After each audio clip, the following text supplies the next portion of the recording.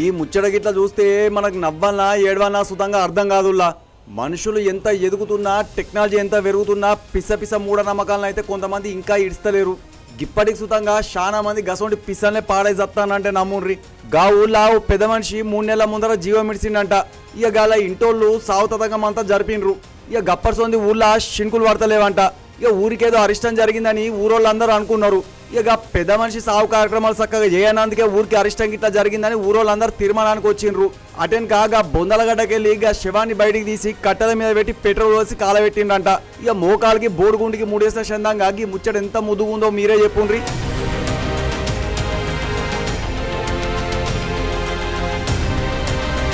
ఇక ఈ ముచ్చటనైతే నాగర్ కర్నూలు జిల్లాలో ఉన్న పదమర మండలం కోడోనిపల్లి ఊర్లో జరిగిందుల్లా. ఆంజనేయులు అనగా ఊరాయన హైదరాబాద్ లో మేస్త్రి పని గిట్లా చేసుకుంటా బతుకుతాడంట.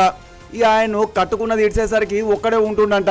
3 నెలల కిందట రోడ్డు ప్రమాదం గిట్లా జరిగి మస్తు దెబ్బలు గిట్లా తలిగేసరికి ఆయన జీవం ఇడిచిండంట.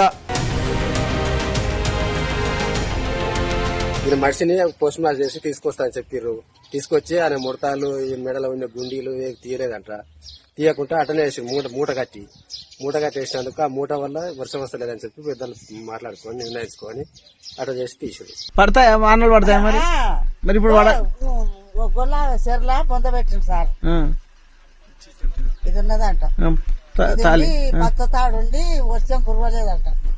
ఆ ట్రాక్టర్ నిండా 2 రమ్మల నిండా నీళ్లు పోసుకొని వచ్చి ఆ మున్సిపాలిటీ వాళ్ళు తీసిండ్రంట.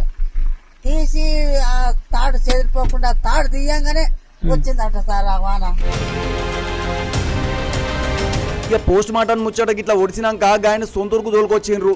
ఇక ఆయన ఇంటోళ్ళు సుట్టపోలందరూ సుతంగా ఆయన శవాన్ని ఊరి దగ్గర ఉన్న పొలాలలో పూడ్చిపెట్టిండ్రు. ఇక అనుకోకుండా గప్పర్సోందే ఊళ్ళో వానలు గిట్లా పడకపోయేసరికి ఊరోళ్ళందరూ చాలా రందిపడ్డారు. గా ఆంజనేయులను కాలబెట్టకుండా బొందబెట్టినందుకే ఊరికి అరిష్టం గిట్లా పట్టిందని ఆలోచనలో పడ్డారు. ఇక శవాన్ని బయటికి తీసి కాలబెట్టి కార్యక్రమాలు గిట్లా మళ్ళా చేయించిండ్రంట. ఇక ఈ ముచ్చట గురించి తెలిసిన వాళ్ళందరూ సుతంగా ఈ కాలంలో గివేం పిసనమ్మకాలు అనుకుంటా ముక్కిరుస్తుండ్రు.